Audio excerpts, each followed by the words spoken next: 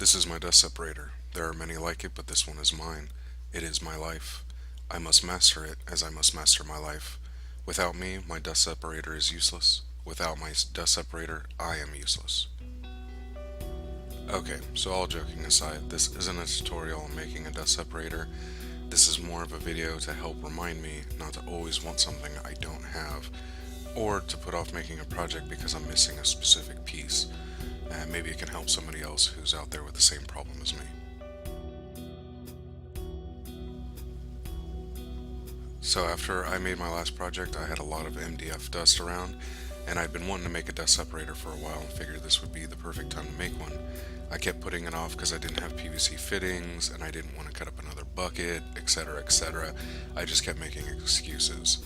So I was sitting out in the workshop and saw this water cooler I had found in the trash. I don't know what exactly was stored in it before, so I know I didn't want to use it for water just in case some chemical was used, so I decided to sacrifice it to experiment in making it into a dust separator. I then went ahead and remembered that I had some pipe I had bought for another project and I had quite a bit left, so I cut a couple lengths out. They wouldn't fit my vacuum hose as is, but I did find an old laundry detergent cap that was the same diameter as my hoses and used that as a mold to flare out the pipe, just in case the pipe was hot enough to deform the hoses after heating the pipe up with a heat gun. It worked out pretty well and was easier to mold the pipe than I was thinking it would be. I just made sure to always have the heat gun or the pipe moving and not to leave it in one spot too long.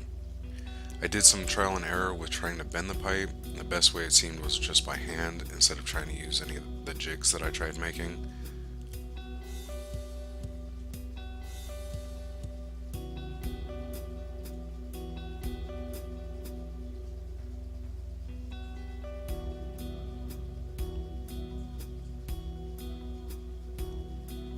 And I didn't have any hole saw bits that were big enough to be close to the size of hole I needed, so I tried to force it a bit, and I would not recommend that as it kept getting stuck.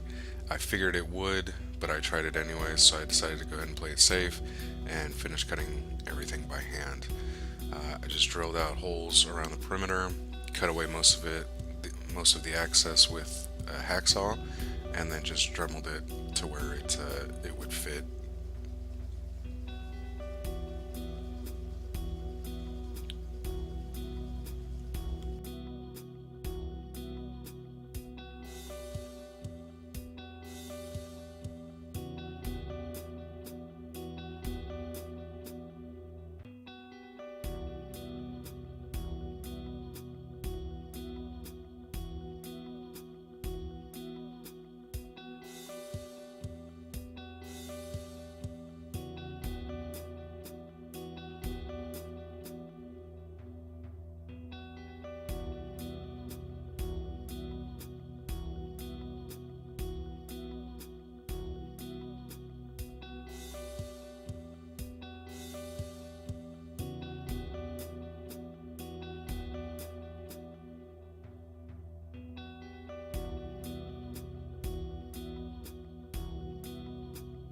And I couldn't get anything even close to a 90-degree angle with the pipe, since it just kept wanting to collapse on itself. So I ended up making the end of the pipe into a kind of baffle, because I think the first few times I tried, it was blowing the air to the bottom and stirring up all the dust, which then just ended up getting sucked back up into the vacuum.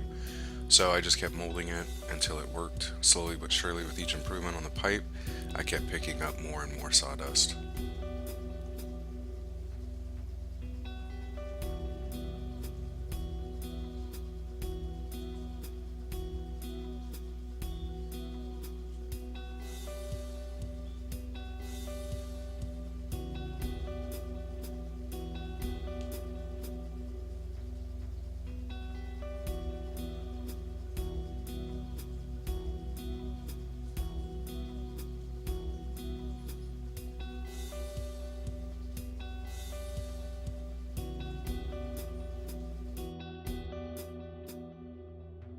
And to keep the pipe secure, I use silicone.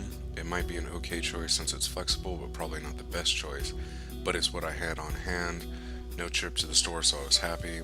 So I just globbed the silicone on as best as I could, and hoping it'll last for a little while. If need be, I'll add something else later.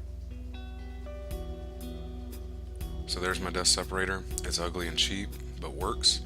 And I made or modified everything on it except the second hose, because F making a new hose, I just bought one. I didn't measure any sawdust or anything that scientific. It catches sawdust and I had nothing before, so this is better than nothing.